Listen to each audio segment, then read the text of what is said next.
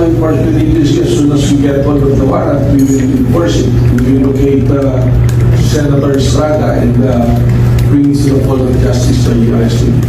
But there is also an effort. We have to understand there are other law enforcement agencies like the PNP, and I think I heard that RSALG already communicated something to Senator Estrada.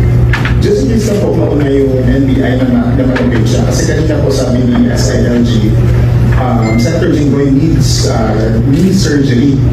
Sa NBI po, will there be standard procedure po ba ang magiging treatment kay Senator Jinggoy or may special considerations na? He will be treated the same with all the other fugitive or subject of arrest. The same treatment. So we have to arrest him as to his medical condition. I think that is not within the jurisdiction of the arresting officers of the NBI. It's up to the court already. Because once we arrest him, we have to turn over his custody to the court. Alam nyo, yung pag-arresto kasi, that is the way of acquiring jurisdiction over the person by the court. It is a legal by this matter.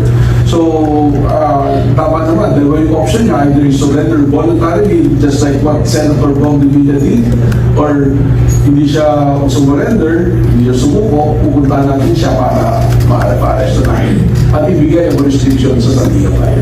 So this month, si Senator Jinggoy, yung pangalawang senador na pinaka-arrest na po natin. What if gawing refuge na naman yung Senado ni Senator Jinggoy para hindi siya ma-arresto?